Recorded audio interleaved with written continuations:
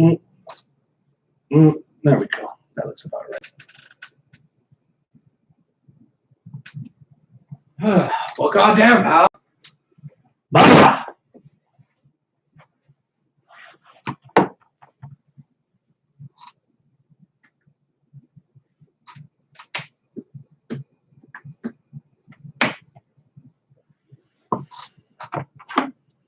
I sure hope the microphone's working.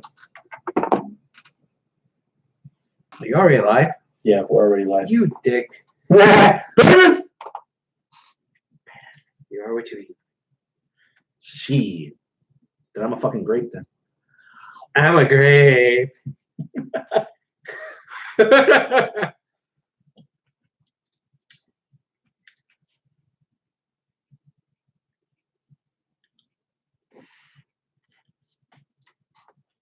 I'm a grape. All right. Are you sure we're online? Because I don't see us online. Yeah, we are.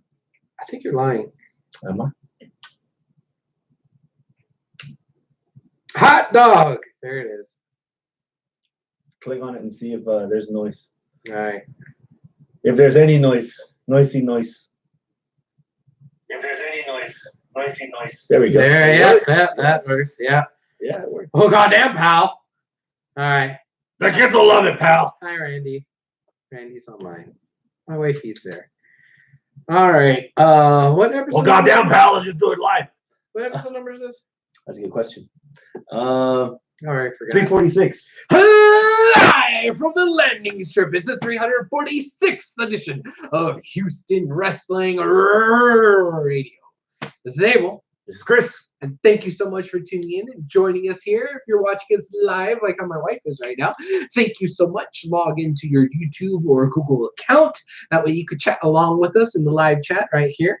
If you are not watching us live, that's okay. You can still interact with us on Facebook, facebook.com/Houston Wrestling Radio, or on Twitter at HWrestling Radio. And there's also something on the Instagram, just like the Houston Wrestling Radio. Instagram, Pinterest, Yeah. YouPorn, Twitter. Yeah. The whole thing. Yeah. The whole McGillicuddy. Yeah. Well, we would have been live last week to preview or post-show Crown Jewel, but our Astros, man. oh yeah, that was a little bit more important. Seriously, since the last time we've done the show, the only wrestling I've watched has been this past week's AEW, part of this past week's SmackDown, and part of this past week's Raw. So in 3 weeks, I've only watched an hour. well, that's more than an hour. Remember, Raw is in there. Yeah. So I'm woefully behind on wrestling, and that's mostly because of the baseball playoffs. Mostly. Was it as good for you as it was for me? That's pretty good. I enjoyed it. Yeah. Them Nats, man. Nice town, nice people. Rendon, hometown boy. Mm-hmm. I wasn't gonna hate. I wasn't gonna hate either. I don't think the Astros choked either. Anybody trying to come out and say that they choked, they didn't choke. They just got beat. And it was a good series, 7 games. It was a respectable showing. I mean, they won 3 in a row out in DC. Yeah. Yeah, sure, they lost 4 in a row here at Minute Maid, but that's fucking history, man. That's never happened in MLB. That's never happened in hockey. That's never happened in basketball. That's a higher power, man. That's crazy. There had to have been something going on when the Astros beat the Dodgers 2 years ago after all the Hurricane Harvey stuff that happened. And there had to have been something out of our control of a higher power for it to be 7 straight road game victories. That's never before. Bananas. Chances are never again. Yeah. I don't know if I agree with it being necessary higher power, but still, man, I can't hate on the Nats, man. They had such a really good story. They basically had the same story that we had 2 years ago, but the story may be a little bit better. I mean, shit, man. They went from the worst to the best in the same season. Whereas, the Lastros, the Disastros, I remember those years. We were the worst for 3 seasons, and now we're the best for 3 seasons. You lose Bryce Harper because of money, and you're thinking that you're already in rebuild mode. Yeah. When you still have Strasburg, you still have the rest of the talent that was on there. Yeah. So I mean, So I really thoroughly enjoyed watching the Rays series, the series against the Yankees, and I still liked watching the series against the Nets. Mhm. So yeah, man, and I can't hate. Fuck the Yankees, fuck the Dodgers, fuck both colored socks. But like wrestling, yeah, baseball's entertaining, even though the guys that you think are the good guys aren't always gonna win. yeah, Someone else's due. Yeah, exactly. So I'm okay with it. They had a good showing. So it was a good series. I look forward to a rematch next year. To be honest, like I would root for the Nats and Stros to have another World Series next year. Like I want to see more of that, and not in like a revenge kind of way. Like this is gonna be entertaining as fuck kind of way. So, especially with McCullough out of rehab. Yeah. We're not gonna have Garrett Cole, but. Baby. But I don't know, man. McCullers coming back. Yeah. I don't know, man. It's gonna be good. We were talking a little bit about this before we signed on. And again, I'm bringing all this up. Yeah, I see you, Porsche. Houston Baseball Radio. Yeah, I get it. But like, to be honest, like you don't like balls, Porsche. I know you like them balls. I think it was more like. I wanted to watch this more than I wanted to watch wrestling. Like, and now that baseball's over, I'm still like, oh fuck, I gotta catch up on this. I gotta catch up on that. Like that was hard, man. Because was it game 4? Game 4 of the World Series was on a Wednesday, and I still I had to, and it was on Fox, so I have no cable. I could have watched the game. Yeah, I was listening to it on the ESPN Radio app. Number one, because fuck Joe Buck. I think he damn near orgasmed over this kid Cruz because he turned of age during the World Series and wanted a piece of that dick. Mm-hmm. Secondarily, man, these Wednesday night wars, bro. It feels like '97 all over again for me. Really? Oh yeah. So I've mentioned it before. I haven't been to Travis's house to watch Monday Night Raw since it started. Like I'm recording podcasts with him. You've been to his place on Wednesday nights? No. Oh, okay. I do pop culture stuff with him, or I finished watching Dragon Ball Super, that series. Oh. But Raw? Nah. Wednesdays, man. That's the shit. All right. Yeah. And then we have a situation with Crown Jewel. Mm-hmm. Mm-hmm. The Fiend won. Strowman lost. People still hate Seth, but then they can't make it home in time to record SmackDown. So we get Friday night NXT. Yeah. What'd you think of the whole schmaz situation? Brouhaha. Rumor and innuendo. Man, I loved it and I didn't love it. Yeah. And I think the I loved it part is obvious. Everybody said the same thing. Oh my God, the NXT people showing up and they did this and that. And the element of surprise, blah, blah, blah. Yeah, okay, I get it. But I hated it. Or I didn't love it, whatever. I had negative feelings about it because I kind of knew that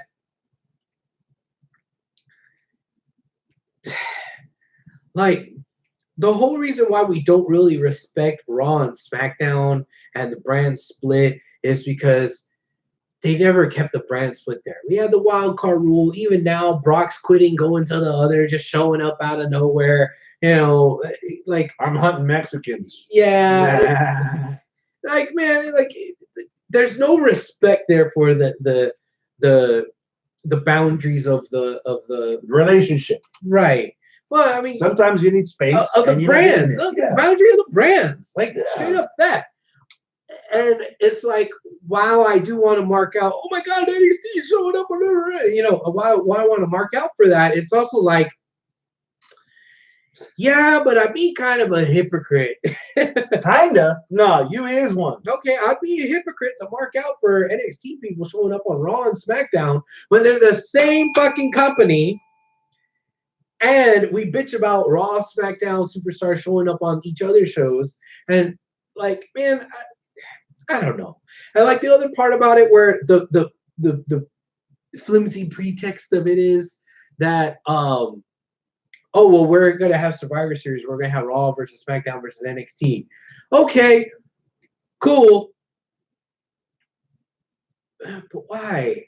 brand supremacy again. I bitched about it when it was Raw versus SmackDown. You throw NXT in there, okay, but why? Like, does it really matter? Like, and then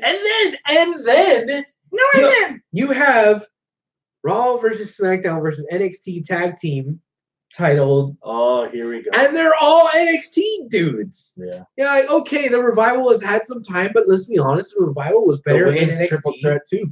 Yeah, so it's like, man, we know how this bread's getting buttered. Yeah, it's like, yeah, I'm sure it's gonna be a good match, but the pretext of it, the fucking like, no, man. Like, here's pretext for you. Okay. Would we be talking this much about Raw or SmackDown this week had it not been for the NXT invasion? No. Would you want to talk about Tyson Fury beating fucking Braun Strowman? No, Would you want to talk about The Fiend winning finally over Seth Rollins in a match that was like can't stop for any reason? Yes. Would you want to talk about Natty versus Lacey? Maybe. Yes. Would you want to talk about Mansoor and Cesaro? No. Would you want to talk about the tag team tournament turmoil match for the best tag team in the world? No. But what are we doing right now? Talk about NXT invading SmackDown. And Raw. And Raw, right? In hindsight, we're talking about Raw and SmackDown. This is true. So, I got you, bitch! You might not want to admit it because, like you just said, use a hypocrite. Oh, use a hypocrite. But I still love you. Chris, well, I know. Right here. Yeah. Chris, what do you think about it? Talked a lot about what I thought about it. What do you think about it? You hypocrite and ass bitch. Yeah, but I'm a good kisser with these strawberries. The positive you just mentioned is obvious. Whoa, and you put it back in the bowl. There's nothing else touching it. I got it. Don't be jealous. Positives are obvious. You were not entertained by Ms. Ciampa? Were you not entertained with Cole Bryan? I was. Were you not entertained with Sami Zayn getting the ever-loving fuck beat out of his ass by the Limitless Bros? Yeah, there you go. Yeah. You know, the stuff on Raw was okay too. You know, I couldn't get the jump on them, but the negatives, I think, for me is that the NXT train has to detour. You know, also, they're doing such a good job right now. They're announcing their first ever women's War Games match. Right. They're laying down the seeds for a badass men's War Games match. They're teasing the possibility of Gargano versus Finn Balor at this NXT takeover. Okay. You know? Ciampa's still eyeing Goldie. Yeah. But he has to take a break to go to war. Right. And I respect the fact that after SmackDown, was it SmackDown where Triple H brought the whole roster over? Yes. Cole and Ciampa were opposite the ring, and Ciampa's looking at Cole like he's gonna rape him when his eyes are closed. So they're still having that continuity. But the fact that they're shoehorning stuff in when right now NXT by itself, its own program, its own bubble, is doing just fine, that you don't necessarily need to shoehorn the brand supremacy that they do every year. It kind of feels ham-fisted, you know? A little bit, yeah. Yeah. Yeah. I was hoping, again, I don't mind that NXT's in this Survivor Series stuff because if they're treating NXT like a third brand, it's on USA, it's got its own hour. At times, the demographics higher on NXT than Raw or SmackDown, especially the ratings. You know, especially if you want to compare takeover attendances to certain Raws or SmackDowns. Yeah. So it's legit. We've seen the tired Raw versus SmackDown people invade brands doing that. Raw and SmackDown could have kept doing that shit. You know, but just like the dark horse, NXT, don't give a fuck about that right now because we got our own fish to fry here. Yeah. I'm not looking at the chicken. I still got the fish here in the wok. I need to focus on this right here. Okay. You know, and the fact that they're like pausing all kinds of shit, and it's like, you know, it's hard. And it for everything that I like about it, because I grew up a wrestling fan, I've been a wrestling fan for a long time, to see how far I've traveled for all these fucking shows. You think right now is a good time for me to introduce anybody to the WWE product? Any of the WWE products right now? It'd be kind of confusing. Kinda. Yeah. Man. It'd be a confusing time to learn wrestling altogether. Take away WWE. Like, because you got so much out there now, you know? And I know that there's going to be some fans that are going to say, you know, hey, this is the best time for wrestling that there's ever been because look at all the content, look at all the choices. But still, If anything, it makes the learning curve a little bit harder to get into. A lot harder. Ends of point. Yeah. Speaking awkward silence. Going through our notes, filtering out the shit we're going to talk to. Speaking of which, 6 episodes in, 6 weeks. We've been about a little over a month. Thumbs up or thumbs down on the idea of the Wednesday Night War?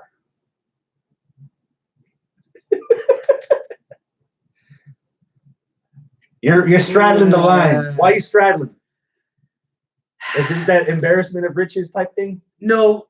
I think it's more of NXT is doing their thing. They're just trying to put on the best NXT show that they can be.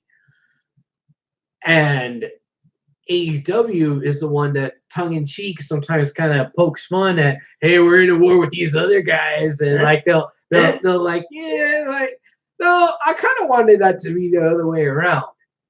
NXT should have been the ones that would have been every so often, these guys, whatever, you should watch us. Be like the fucking cocky ones about it. AEW is like, we're just gonna put our head down and fucking do the best that we can possibly do. Yeah. And it's, I don't know. Like, there's still a lot of foundation work, groundwork that needs to be done in AEW before they could get cocky and start talking shit about the other guys. Yeah. Can you blame them that they're bragging?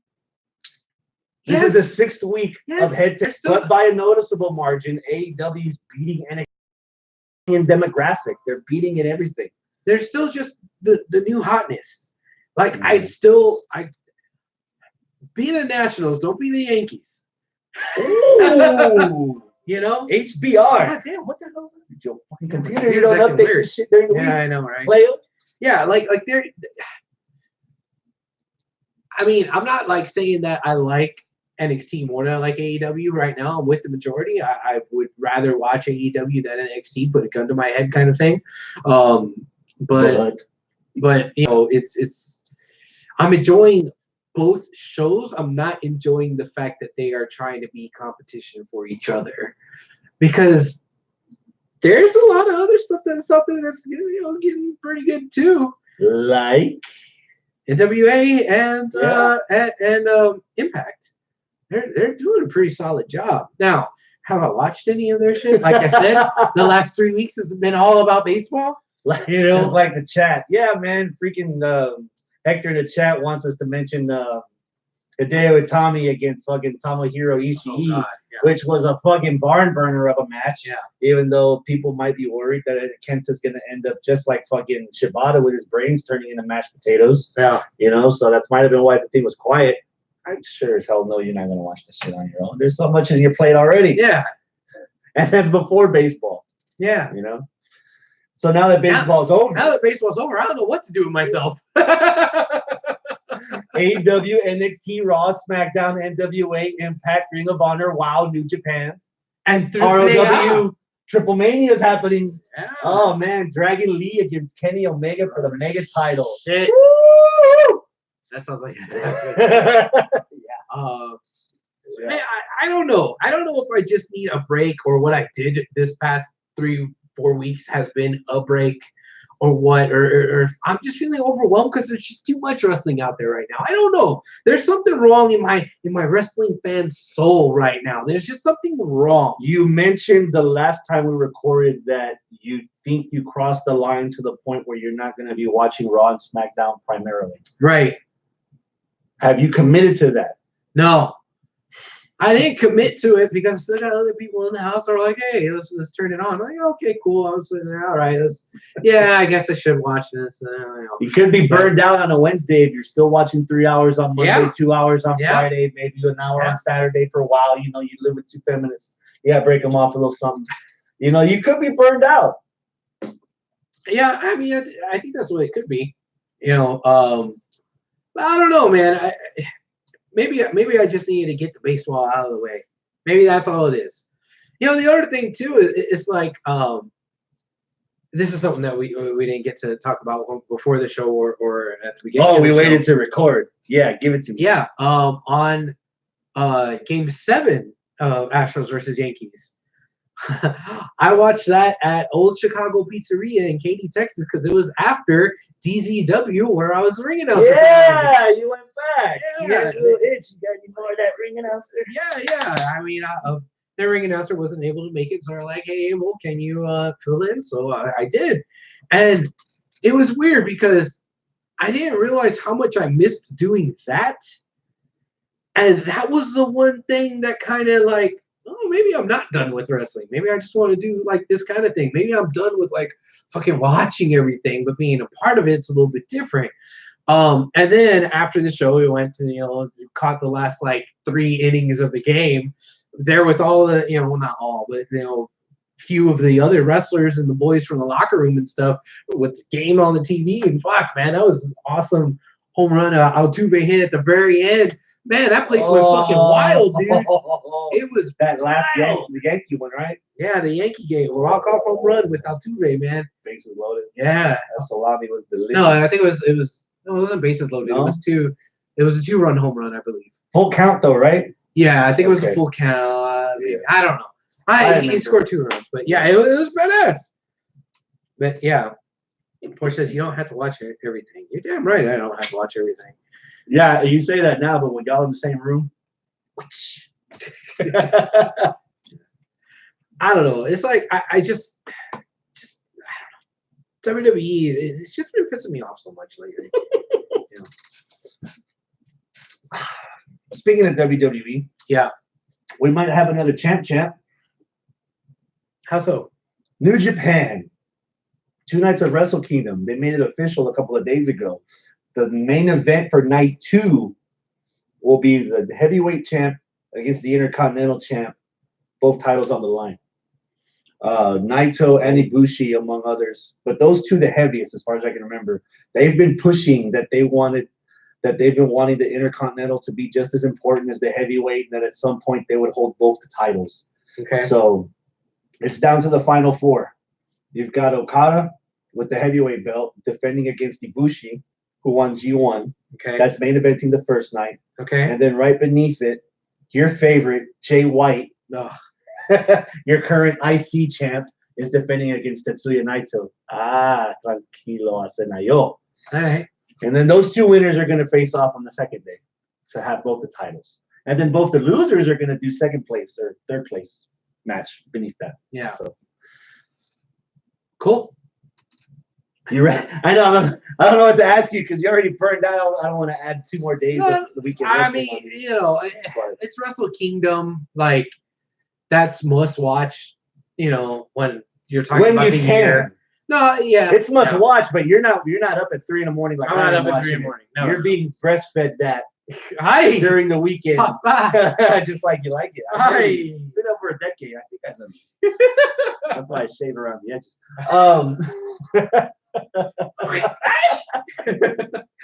Kelly Clarkson. So, but dude, Wrestle Kingdom, the undercard needs to be filled out a little bit, but the main stuff's looking pretty good. Cool. Less than 2 months away.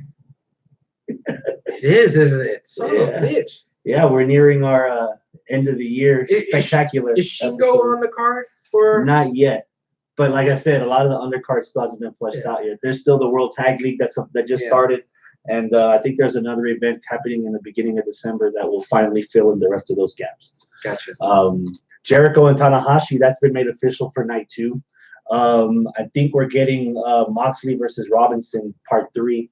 Okay. Which has been fucking solid so far, those 2. But yeah, there's a lot more stuff going on. Man, I'll make this easy for you. What's your match of the week? Cole versus Bryan? How much of that did you watch? I think it was 30 minutes, bro. That match started like at 8:30. I think I had at least one eye open for the majority of it.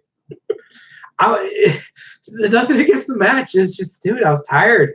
I was like, okay. Oh, that's cool. Like I was trying to stay awake for it, man. I couldn't. But it was a good match from what I saw. It was fucking gorgeous, man. Gorgeous. The build up to the promo in the back, then force feeding the speculation of, oh shit, if Brian wins the title, does he go to NXT? Yeah. Same thing with Rollins on Monday, but that was like with 9 minutes to go on the show, and you saw how that ended. Yeah, that wasn't nearly as exciting. Yeah, hands down. That's my match of the week pick. Okay. The only problem is you didn't watch it completely. I mean, You're not as fervorous. I'm not fervorous. Yeah, I'm not. That's why.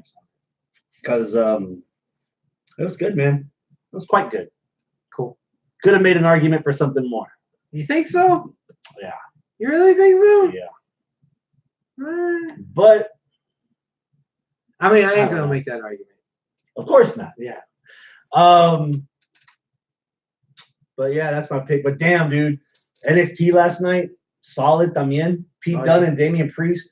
This second time felt a lot better than the first time for me. Okay. What else happened that damn show? There was a lot. I didn't watch NXT last night, so I have no idea what happened. OC invaded, beat the shit out of Undisputed Era backstage. Really? The main event was a 6-man tag. Anderson, Gallows, and AJ Styles for the first time ever in Full Sail. Remember, they went straight to the main roster. AJ debuted in the Rumble. Yeah. Against Ciampa, Keith Lee, and Matt Riddle. The show ended with Undisputed Era coming back. That's an interesting combination there. Yeah. The show ended with Undisputed Era getting their comeuppance on OC. Then Cole beating up on on Ciampa. And then out comes Finn. And you wonder if he's with the OC because he 1916 Riddle on the ramp. And he does his little gun thing while AJ does the too sweet thing. They're teasing, rumor has it, that they're actually going to have, get this, they're actually going to do another War Games match during Survivor Series weekend. Okay. Undisputed Era against the OC with Finn Balor as the fourth. So there's a lot of that going around. You know, I would like for them to finally just bust the nut already. Bust the nut there and just have Finn and AJ together in the same group, in the same club, in the same OC for the first time. Yeah, whatever the fuck you want to call it. You know, because their careers are so intertwined without actually touching each other. Yeah. You know? They've never technically been in the same group before. AJ beat Finn out. So they were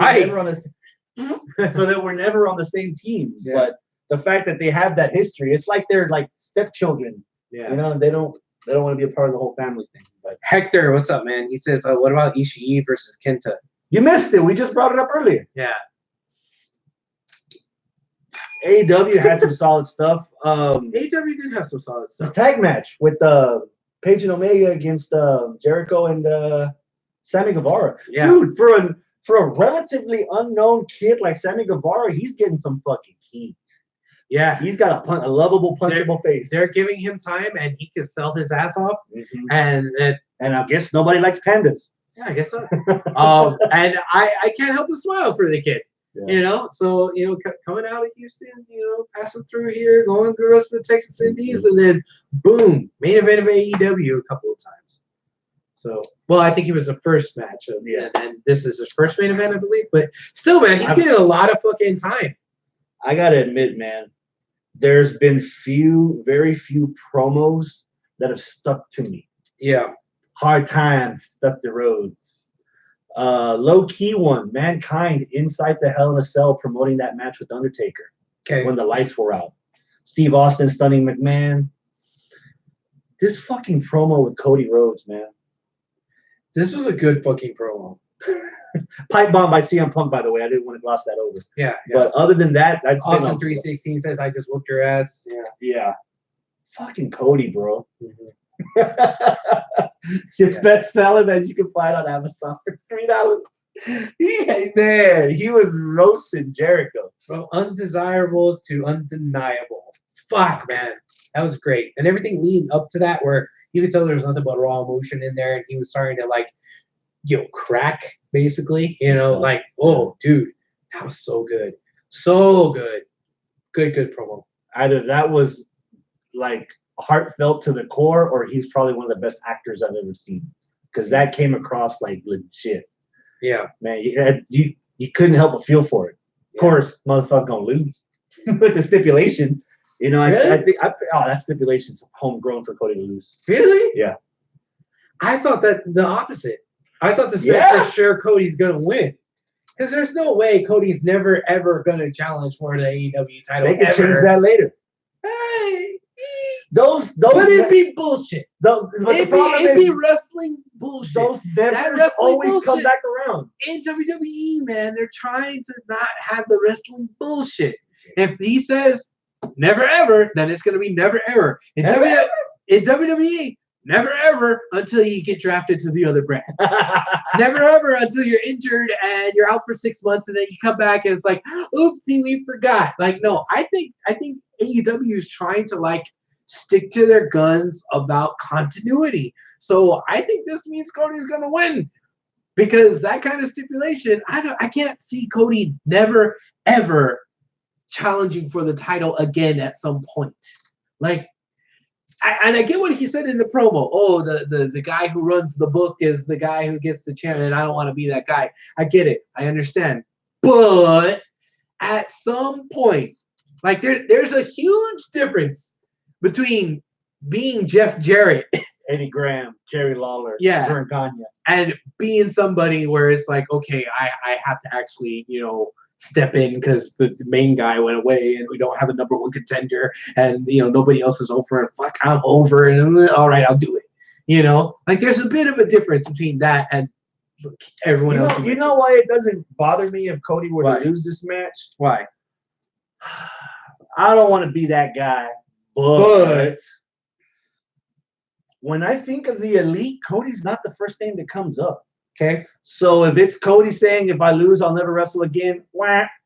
If it was Omega, fuck me. That'll kill your brand if he loses a match where he can never challenge for that company's title again. Yeah. Because that's the guy that's keeping everything in balance.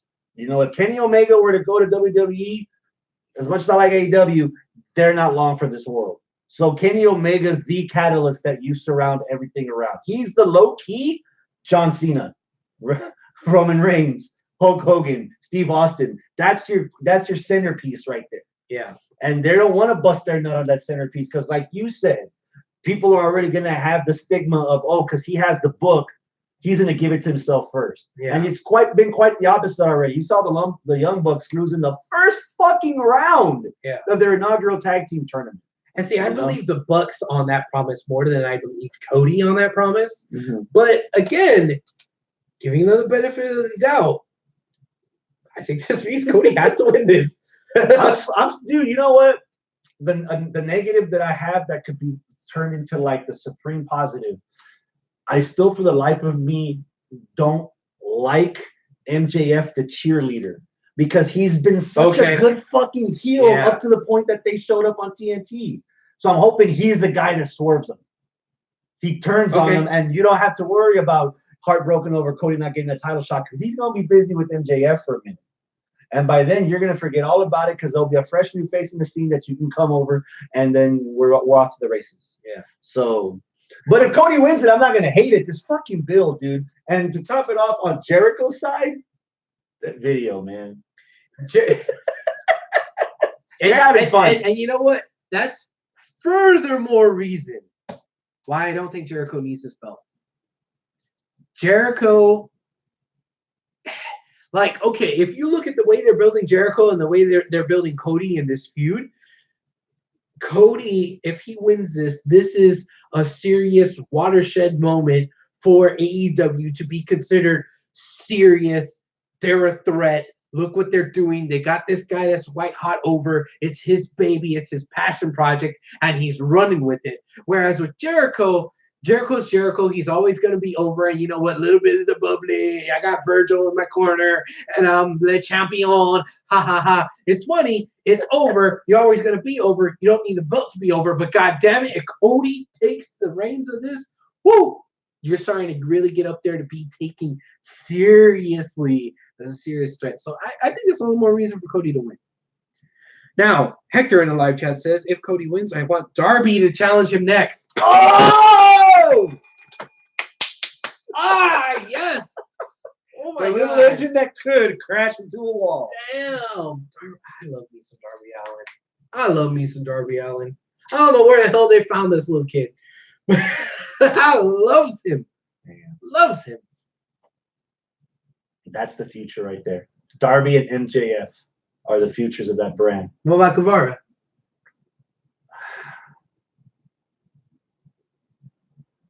I like Guevara a lot, Yeah. whether he's homegrown or not. Yeah. But here's the question. What does he offer that half of that AEW roster doesn't offer? Okay. You see what how MJF sets himself apart from everyone else. Yeah. It's fucking Stevie Wonder could see what Darby Allin separates himself from everyone else. Yeah. You know, so what is it? What does Sammy have that he brings to the table that nobody else can do, that he can claim it as is? He might be the prettiest pretty boy that they have. Oh, which could be a good heel thing. Are we the ones who should be talking about that? I mean, the girls are on the chat. No, yeah, okay, girls. What do you say? But I mean, being a pretty boy in wrestling means that you could be a good heel. I mean, Randy Orton has gotten away with it forever because he was a pretty boy. You know, he's got that McDonald's sign, over 90 million vaginas. Humberto's getting up there, over 100 mothers love. You know? But yeah, dozens and dozens. So we're at it, man. Full Gear's this Saturday. Yeah. Will you be watching Full Gear live? I've been wanting to ask you this since you walked in the door, and then I screamed, "Save it for the show! Spill it!" Porsche said meh when it comes to Sammy Guevara. Anyways, so see what had happened was Sammy Guevara is the Hector Garza of AEW. All right. Oh shit. Yeah, okay. See what had happened was remember last time when All Out? Yeah, there was pay-per-view.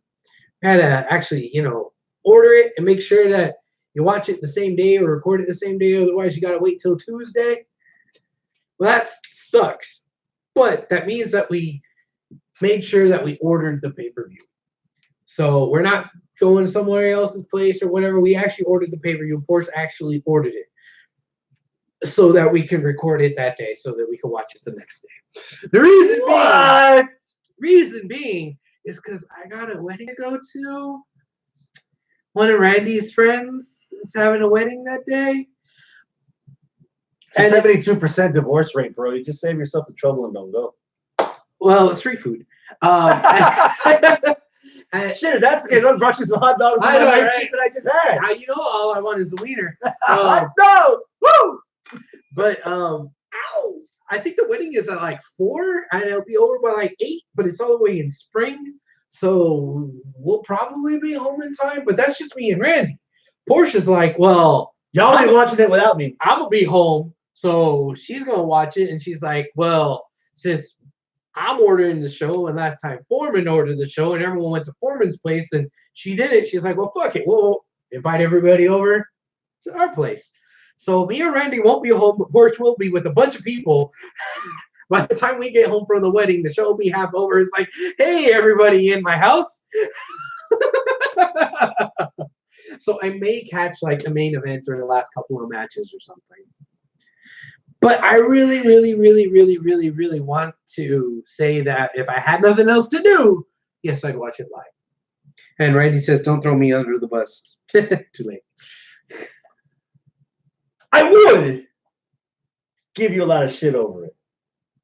But the fact that AEW has made you purchase not one, but 2 events this year at full price is very telling. Very telling. Whether it's you or someone in your household. Okay, that's what I'm about to say. It wasn't me that purchased it. You gonna watch the motherfucker? I'm gonna watch it. I mean, if it's on the screen, like I don't let good food go to waste. I don't let good pay-per-views go to waste. Like, oh, we accidentally ordered Backdoor Sluts 9. Well, we accidentally ordered it. We may as well watch it. I ain't wasting no money. They will go get in trouble. Shit, man. I'm splitting it with Scott and Trav. We're watching it live in the moment. And my nephew. My nephew is like, Uncle Chris, are you going to watch Full Gear? Yeah. I hesitate because I know what part B to that question is. Uncle Chris, can I go with you? Because people don't watch all the time, whether it's family or friends. You got to fill them in on all the blanks instead of you just wanting to lay back and just like be in the moment. You know. But I do what I do, so he's coming. But yeah, man, I haven't seen him in a long time. We'll fix that. Okay. As you can see, how spacious the new Tetris. Yeah, he really opened up over there. The space in the room. So before the year's over, there'll be an event. Well, I'll have y'all over. Okay. I'm not sure if I can remember the last time a Raw or SmackDown main roster pay-per-view had me this excited. Every other takeover, we're like, AEW's got me like the fucking Joker, like, oh, hooks and I'm you want to say that again? Spoiler alert, my anticipation for this fucker's at a 10, and guess what? I'm not going. Okay. So where is it? Baltimore. There's still tickets, and I'm off that Saturday. I don't blame you for not going. It's Baltimore. That tweet from MJF. What's fun is there to do in Baltimore? And he replies, nothing. Let's start from the top. Unsanctioned, lights out. We've done this before. They have the main event. Then Justin Roberts goes in the ring and says, this next match is unsanctioned, so we're turning out the lights. When they go back on, the match is we're gonna do the match. And that's how we're ending it. Kenny Omega versus Jon Moxley. First thought that pops into your mind when you think about this match. Hope it's not too gross. You're leaning that way too, huh? Yeah. They're showing these clips of all the old CZW shit that Moxley did, which is leading us to believe that that's what we're getting this Saturday with Omega. Yeah, and I hope we don't get that. My anticipation level for this match is 8. It's still high. Still high. Because it's Moxley. That's a set of boobs right there if you turn it sideways. It's Moxley and Omega. So Omega, I've been waiting for Omega to be as over and as on fire as he was 2 years ago in New Japan. Right? He seemed to have peaked and he's kind of hit this valley, but now he's at a plateau, and I'm waiting for him to, in his own company. Idling. He's idling in a certain, in his own company. I'm waiting for him to really take off.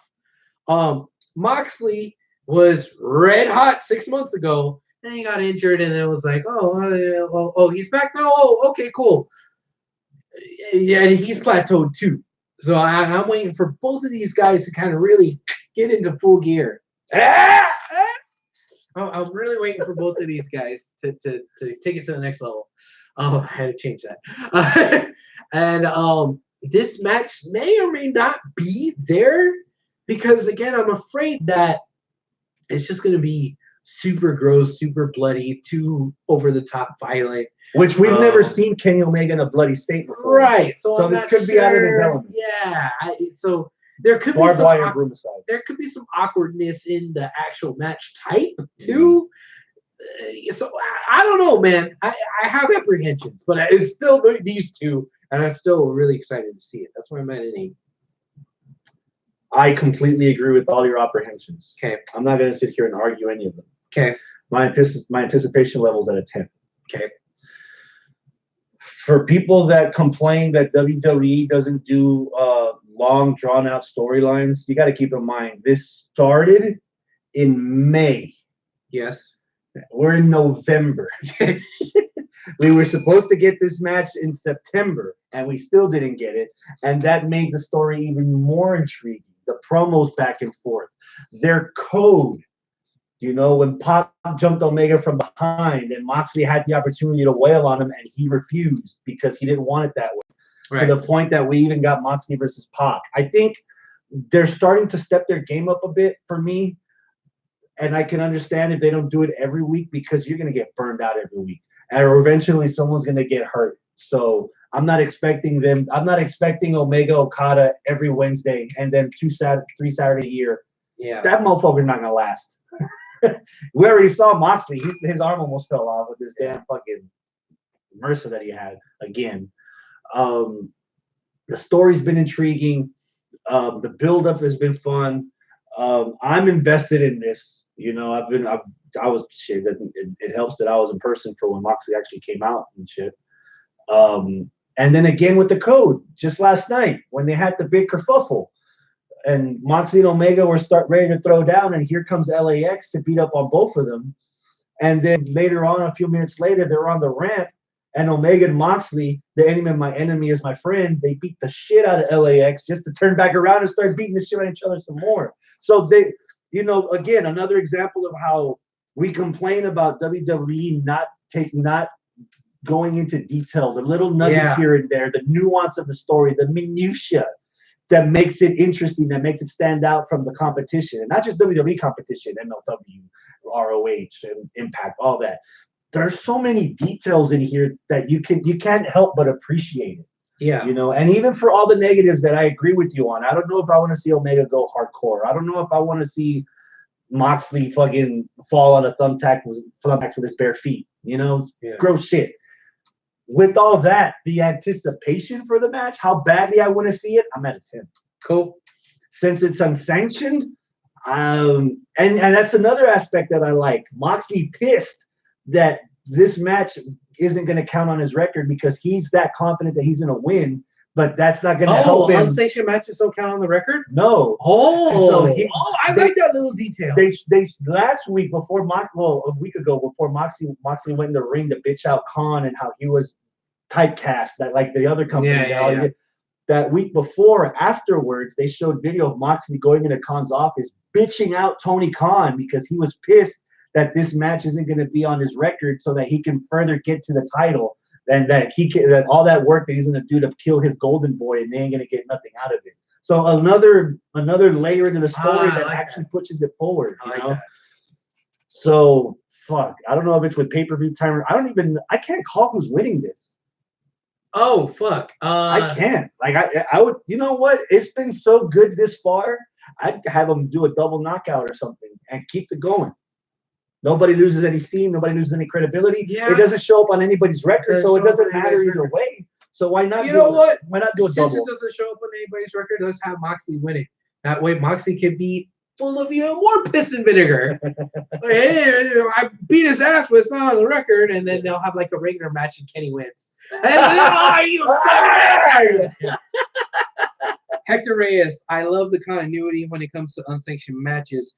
I got it at an 8 with him, and I'm not sure who the him is. I got at an 8 with him repeating the same format as the match between Omega and Jericho. Oh, I guess he means Omega from Wrestle Kingdom. Oh, okay.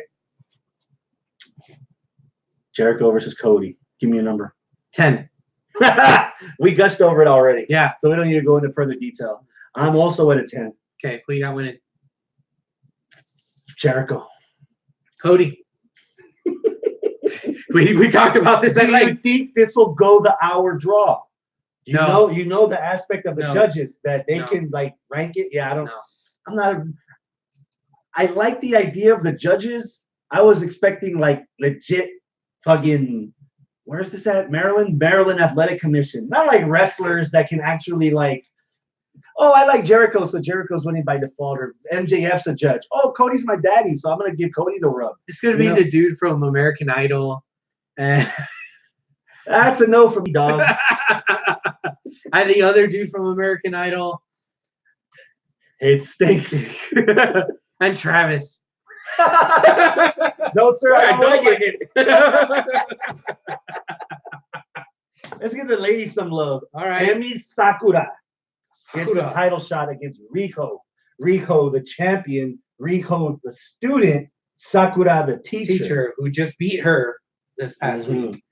If you don't watch anything else this week, Google search, YouTube search, Emi Sakura against Kana.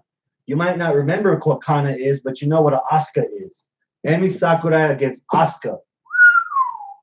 Whew. Okay. This is gonna be a fucking ball buster, bro. Really? I'm at a 9. Really? Yeah. The only reason I'm not at a 10 is because we haven't had enough interaction between the two. It's in passing that these guys have wrestled and they've maybe teamed once. I think it was Fight for the Fallen, but we haven't really seen them in the same screen until this past Wednesday in that tag. Yeah. when they, out of nowhere, Emmy's getting a shot at Riho. Okay, the chick from Queen with the mustache. Yeah. You know, she's cute. I like her. She can go.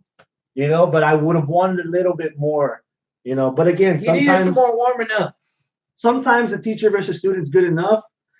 The student losing to the teacher last week was good.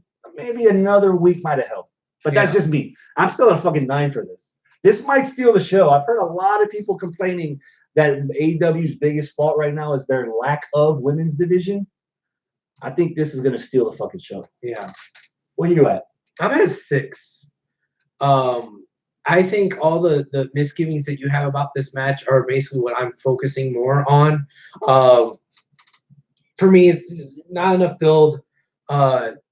Rio's already beat her before. And yeah, sure, this go-home show, she lost. Okay, fine. But she's already beat her before. Like, the teacher versus student is like when the student is trying and can never, and then finally does it. But here it's like, yeah, I already surpassed her, and then she got one over on me. Yeah. Oh, okay. And I like Riho. I think I need more out of Riho than to be the cute little 98-pound soaking wet, but she can still wrestle. I need more from her than that. Because I feel like the little with the big heart has been done before.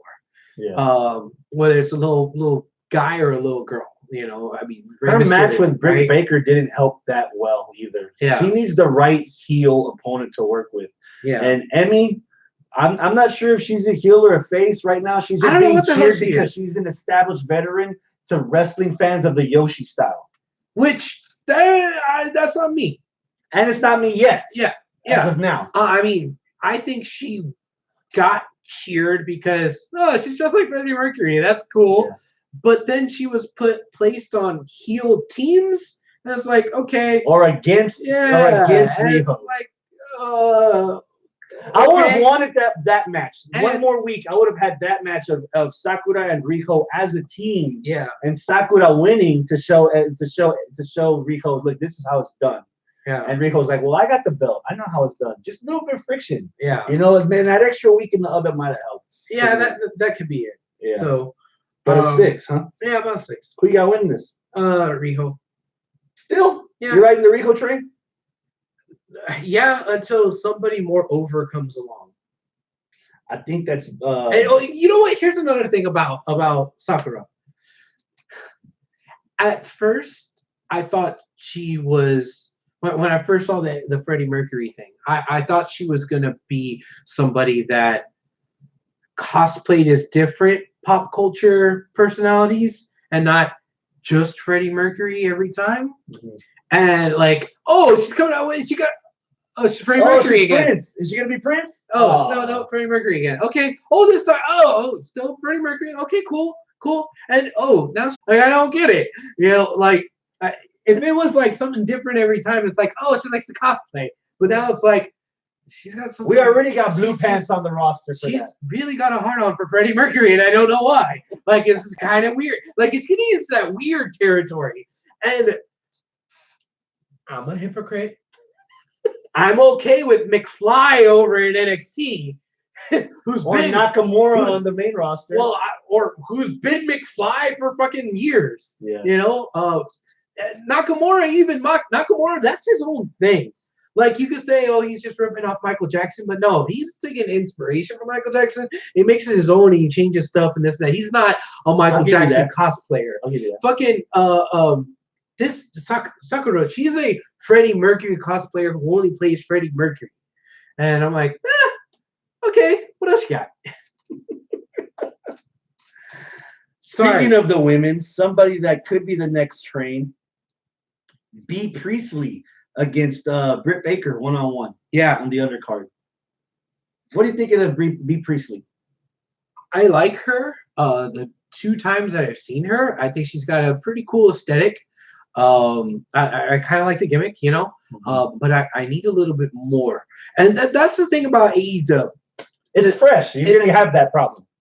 It's fresh, but also it's not right out of the oven fresh. It's like, Okay, it's already been sitting on the counter for 30 minutes. Like, okay, you gotta let it settle, bro. It's settled. It's already settled. Why do I still not know what the fuck I'm eating? Like by this time, 6 weeks in to Lucha Underground, we had all the fucking stories set, and now we're building angles. I think with AEW, it's still like we're still trying to set stuff while trying to put the angle, but the angle isn't set because on the thing, and so they're badass wrestlers, which is cool, but like why? And like, yeah, I think like Baker, cool. Priestley, all right. They kind of don't like each other. Don't know why, but they're probably gonna have a good match. My number 7. 7. I'm also at about a 7. Most of that is for Priestley's character. Okay. Britt Baker looks like she belongs in a pro wrestling ring when she has B around her to antagonize her, to pick at her. Yeah. And I like that dynamic. Just a sidebar. Oh my God, Jamie Hayter. Yeah. Yeah. I'm at a 7 for Priestley versus Baker, and I've got Priestley winning this. All right. Damn, Hayter. Hector says this. I got Priestley versus Baker stealing the show. Blood feud to the point that Ospreay and Cole are sending messages between each other on Twitter and checking if they're still cool. Wait, why? I'm guessing Ospreay's dating Priestley. I guess it's obvious Cole and Baker are dating. Yeah. They actually during that AEW episode in Pittsburgh where Britt Baker came home, they played a video package and they had a picture of her and Cole together. So it's obvious they're dating. I didn't know about Ospreay and Priestley, but yeah, that steal the show though. Man, the times that I've seen Baker in the ring so far, I think that first tag match at Fight for the Fallen where she kind of got loopy, got concussed or knocked out. Ever since then, like if I've seen her, she looks like she's a little like she hesitates. Okay. Like she's going a little slower. Like when you see Tessa Blanchard wrestle, she's laying it in. Yeah. And right now, Britt Baker, man, she's like holding a little bit back. I'm hoping this is the match where I see Britt Baker the way all the other fans of hers see her, because something is missing for her right now, for me. I kind of want to see B. Priestley win this because I think we need to build a heel that's going to be over to take down Riho. Agreed. And in a more believable way to where the story is not going to be little versus big. So I don't want it to be fucking Kong versus Riho and Kong smashing Riho. Or Nyla again, as much as we like Nyla. Yeah, I mean, because the story is the big versus the little. No, I think Riho's going to be a lot smaller than B. Priestley. I think that's going to be more of a competence kind of match. Yeah. Who's more competent there. And I would rather see that feud. And I think this match could be the stepping stone for B. Would it be overkill if they give Dr. Britt Baker DMD the WWE treatment and have her come out in like fucking scrubs and a face mask? No. And that, or don't do that. No, don't do I it. agree. Yeah, I wonder. She already what has her little coat that kind of somewhat looks like a lab coat. Dude, her finisher, the submission, and then she adds the mandible claw to it on that Rings of Saturn. I like that. I like that too. I feel like there's something. I don't know what it is, but there's like one side of the Rubik's Cube that's not filled in for me yet. I'm just hoping it slides in. Joey Janela against the chairman, Sean Spears. What you think? 7. 7? Yeah. How'd you end up there? I don't know. I like Sean Spears. Joey Janela is growing on me. They both seem like heels. That's why it's not higher. Because am I supposed to cheer Joey Janela? I am. He's kind of a dick, kind of a douche, dick douche. I think he's supposed to come across as the bro that Matt Riddle is. He's not. He's just a douche. A douche you like. I think he's coming around. He's just a douche. I think he's coming. You don't like douches. I think people are coming around to him because he's always had the stigma of just being a hardcore guy, and people were raving about his hardcore match with Kenny Omega on AEW Dark a few weeks ago. So they redid the match as a straight up wrestling match, and a lot of people opened their eyes that guy, that hardcore guy, can actually put a match together. Like he can actually wrestle. Yeah. And he's starting to win people over, as opposed to a guy that's trying to lose people because of using that gimmick that's brought him all the popularity he has so far. It's kind of like they're trying to tip the scales. Okay. You know, so I can kind of see where the whole Joey Janela thing is coming from. All right. That D&D guy that lost to Sean Spears last Wednesday, damn, he made Sean look like a fucking beast. For all the shit that he looks like he doesn't belong there physically, he looks very indie. Yeah, but he's a workhorse, man. Yeah. He sold like a motherfucker. Like he earned the bonus for that one. I've got Sean winning this. He's another we need the guys in AEW that you like, you're already predisposed to like them. Yeah. So it's easy. So it's going to be harder to turn one of those guys. You need more established heels, and if you're trying to turn MJF into some kind of tweener, then someone has to fill that gap. And Sean Spears and Tully Blanchard could be that. Yeah. You know, and we've seen Cody and Sean wrestle. So if your prediction comes true that Cody wins, Cody versus Sean could be a good co-main event, or possibly a main event if the story's told right. Yeah, because we haven't had that completely 100% settled, the beef between them, right? Nope. Because they had a match, but was something weird about the match? That was because fucking Sean Spears showed up and busted Cody's dome. Right. But then they had a match after that, correct? They had the match all out. And Cody won. And that was it? That was it. Okay. If you saw the last episode of AEW Dark, Joe got attacked by Spears, making it look like he made Joey eat his cigarette. Okay. Ooh. Eat his cigarette? That's nasty. Yeah, that burns. And Rematch. Tastes bad too. Hangman Adam Page against the Bastard Pac.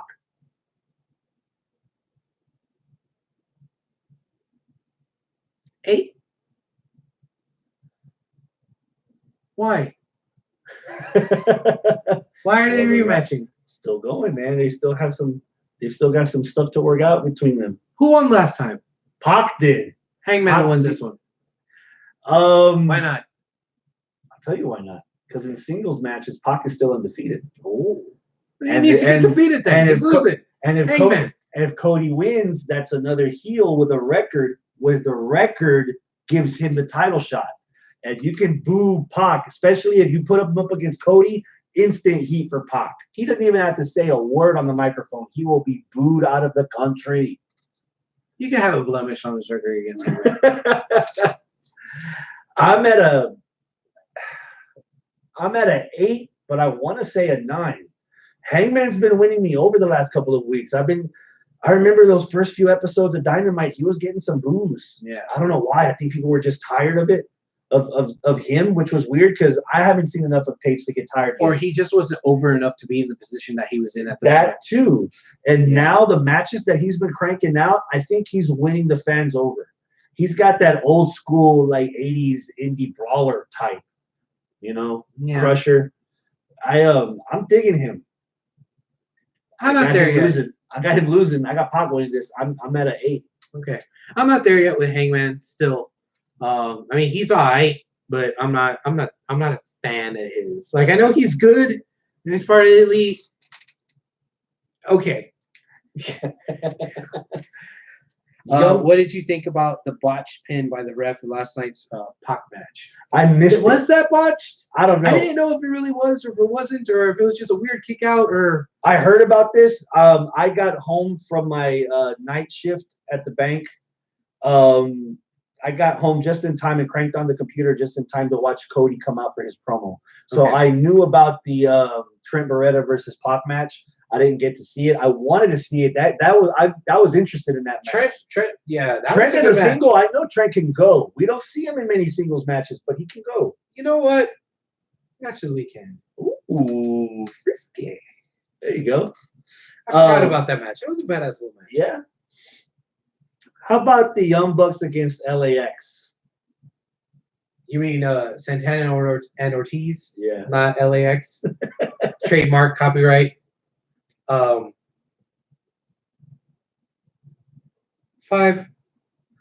Wow. I don't care. Really? I mean, I like the Bucks a lot. I want to see the Bucks do what the Bucks do. I don't think they've ever wrestled. Yeah, Santana and Ortiz. So I don't care. So that's the anchor, huh? Santana and Ortiz are weighing you down? Yeah.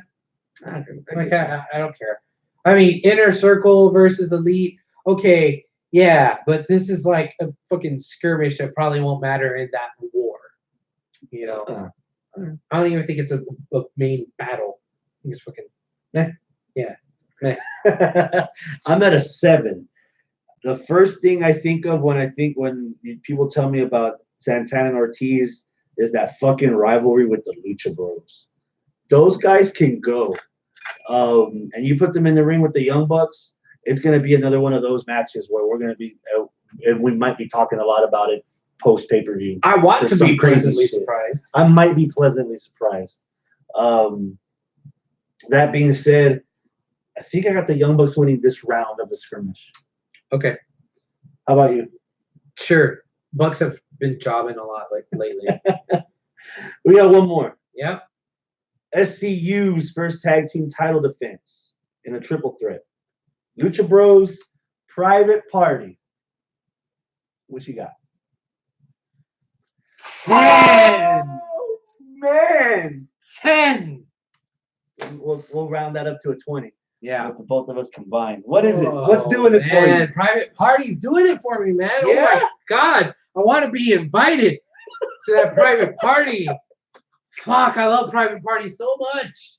And I've loved the Lucha Bros for the longest time. And SCU, I'm like, yeah, okay, cool. There, I like Kaz, I like Daniels. The other one, he's cool, a nice addition to him. And now they're, okay, cool. But they're good wrestlers. The match is going to be badass. What's my favorite type of match? Ladder match. No, triple threat. Yes, triple threat. It's a triple threat tag, so it's a little bit of a different animal, but still a triple threat. I like it. I like it. I like it. I like it. I want it. I can't wait. I'm really looking forward to this match. I don't know who's going to win. I can tell you who I want to win. Private Party. I want the fucking Private Party to win. I don't know if they are, but I'd like for them to. I see Private Party as one of those teams that need to chase a minute. Okay, that's fine. Let them chase. Chase it. I've got. I'm not invited. You square. I got SCU retaining their first defense. But damn, there's a lot of combustible elements in that ring, dude. Dude, the Lucha Bros won. I wouldn't be upset. I wouldn't be surprised if the match revolves around the Lucha Bros, if they're the ones that are directing traffic and letting everything go. Private Party, they're the young toy. They have a charisma all their own. They're not Crime Time. They're not Street Profits. They're not any other black racial gimmick theme that we've seen in wrestling for the past 15, 20 years. They're their own shit. It's unique. I like it. Both the kids got talent, man. They do some shit. Holy fuck. As I was watching them last night, I was actually thinking this because I think it's hard to not compare Private Party to Street Profits. It's hard to not do that. It's like LOD and Demolition, Yeah. It's like, hey, let me copy your homework. Okay, change it a little bit. Like, even though they may have independently both came up with the gimmick independently of each other, since they're existing in the same fucking time space continuum, it's kind of hard to. But what I was thinking was this: in ring wise, scale of 1 to 10, I would probably give in ring wise the Street Profits about an 8. Promo-wise, I would give them about a 10. They're entertaining as fuck. Flip that coin to Private Party. Private Party, promo-wise, they're probably an 8. 7. They haven't had a lot of time. They haven't had a lot of time, but they could just hype people up. In ring, 10. So it's like if you average those two together, they average to be the same between the Street Profits and Private Party. But I can see where, like, one's better on gimmick and one's better on in ring, and they're just mirrored. They're mirrored opposites of each other. But I really enjoy both of them. So I'm not gonna not like Demolition because I like LOD. You know, when I was a kid, I had both fucking Hawk and Animal and Axe and Smash, and I had you know, I had all the little monitos for all of them. You know. Got you. I already spoiled it earlier and said what my overall anticipation is for the whole thing. What's your overall anticipation for the whole thing? The whole McGillicuddy? Mm-hmm. 9. 9. Hold on here. Triple threat tag. God damn it. Hector's over here fucking managing his bets over here. He says the triple threat tag match will be the show stealer. If the women's isn't the show stealer. How you gonna go make bold predictions when you predict everything to be show stealer? God damn it, Hector. Let's see if he pulls that during Survivor Series weekend when we actually have him on the show. Shit, man. Then Porsche wants a Wilhelm scream. All right. Yeah. Enough with the screams. All right. Overall, 9. What about you? 10? You said 10? 10. And I'm not going, so that says a lot. Yeah. It's going to be a good show, man. I can't wait. On paper, it could be one of the best shows this year overall of wrestling. Over Double or Nothing, over All Out. Probably because they have the advantage of actually being on television and building a lot of this stuff. You know, it's not relying based solely on the credibility of their history of what we've seen them do everywhere else. You know, we love Lucha Bros from Lucha Underground. We love SCU from Ring of Honor. We love Kenny Omega from New Japan. But this is its own universe. It's its own contained story. And they're actually, some of the pieces aren't aligning. Some of the corner pieces are in the middle, but there's at least some parts of the puzzle showing. Yeah. And the fact that they have that, even if there's parts of the puzzle showing, as opposed to the last couple of events, hey, we got the box, you ready to empty it? You know, they actually are more. They actually have more momentum here. That's easily one of the best go-home shows in wrestling this year. They brought it, man. They fucking brought it, dude. They're when people you got a ding. When people on Twitter and Facebook are saying that Cody's promo or the brawl or freaking reflect the ratings, you know, because they have a lot of people that are watching this show every week. They have a consistent base. So I'm hoping that they can actually start reflecting that in the money sign when it counts, you know, because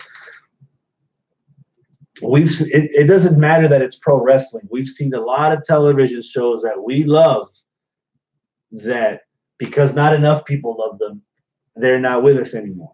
Right. And as good as AEW is, God damn, that happened to me 3 times with Futurama. Why can't you just love them? Yeah. And I'm hoping they don't do it with Disenchantment either. Disenchantment is all right. Come on now. I mean, don't hate. I mean, it's all right. You don't like Bean? It's okay. I think I only got like 2 episodes deep, and I was like, I'm 2 episodes deep so far, but I have the whole first 2 seasons, so I'm chipping away. Okay. Yeah, I'll let you know if it's worth it. That's it, man. That's a fucking show. Do you think AEW Dark and Being the Elite help AEW Dynamite further progress their storylines? Porsche responded to Hector, saying, most definitely, yet it isn't necessary. What do you think? I was about to cut Porsche off. I disagree completely. Okay. Well, I agree that Being the Elite helps. Did you see the Halloween version of Being the Elite where it was all animated in Toy Story? Kenny Omega robs a bank and fucking Meltzer empties out all the stars. No. And then Hangman comes around. So Omega has like Cody's dog that is Slinky, as a force field. Yeah. And then fucking Hangman's got, well, I have a dinosaur and his Luchasaurus running. It was fucking gold, dude. I love Being the Elite because it's original content that's purely promo based for the most part. Or some backstage footage from indie events. None of that bullshit wrestling in between to muck it all up. I'm in the firm belief that they don't have enough roster for them to have an additional 3rd hour of wrestling. Okay. I would have loved to have seen Joey Janela versus Kenny Omega first on Dynamite instead of giving it away. The Darby Allin triple threat match or whatever. Darby versus Havoc versus Janela. that's television that you can put on AEW Dynamite. You know, because at some point we're already at the point where we like certain people so much we need to see them every week on the main show. That's Darby for me, and that's Jungle Express for me. Exactly. Where's Jungle Express on this fucking pay-per-view? Are they injured? Is one of them injured? Is Luchasaurus? There's three of them in there. Luchasaurus is working on something. Injured? Yeah, but even then, so it's the little one and the little one. There? Yeah, So I would hate for this brand to end up like Ring of Honor a year from now, giving us already running into the problem that they're giving us matches that we've already seen. I don't want this to end up like fucking Rey Mysterio and Andrade for 6 weeks in a row. So they don't need a third hour right now. Save what you have so that you actually have matches to fill these episodes in the coming weeks. Okay. You know, so I love Being the Elite. That's, to be honest, I would argue that Being the Elite is their main show. Oh, 20 minutes. Bullshit. It's only 20 minutes. You get people over. They sometimes show. Would you rather watch Raw or Being the Elite? Oh, now come on now. I'd rather watch Being the Elite than Raw. Exactly. But if you're talking about Dynamite versus Being the Elite, Dynamite is the show that fucking counts. Yeah. But I think AEW Dark right now is too much. Maybe one match, maybe. But they're blowing their load with a lot of these badass matches that they should be saving for the main show that's on TNT. Okay. You know, on another note, since we're talking AEW tonight, I want to like the Dark Order. I've heard good things of the Super Smash Bros. I understand that they can't use that gimmick because of fucking licensing with Nintendo. Yeah. But and they can go. They're competent in the ring. Even the big one. Even the big one. Even Vader's cousin. I think it's weird that I say this because they have a guy that has his hands in his pockets the whole time. They've got two guys that hug each other in the middle of the ring. But I think the Dark Order is the example of what AEW shouldn't be. That's freaking SmackDown second hour. That's the third hour of Raw, the Dark Order, the gimmick. You think they're too cheesy? It's not that it's too cheesy. I just don't think that when you have an audience that you're selling of as close to a legit sport with records and that matches matter and that people can be themselves, that people can get themselves over. I don't see that gimmick fitting in this audience. Is it the putties? I don't think it's the putties. I need the Lucha Underground video. I need the 1 or 2 minutes to explain what the fuck they are. With Jurassic Express, and Jurassic Express are just as fucking weird and cheesy. We did. The guy who thinks he's a dinosaur. We did? We got this? Being the Elite.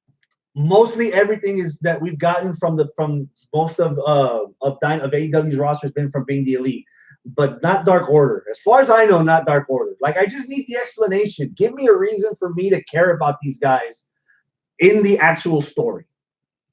Hector says this about that. What the Dark Order needs to get over is for them to do what they do in PWG. What they do in PWG, Hector? Don't give me another brand that I need to watch an hour a week. That's not happening. No.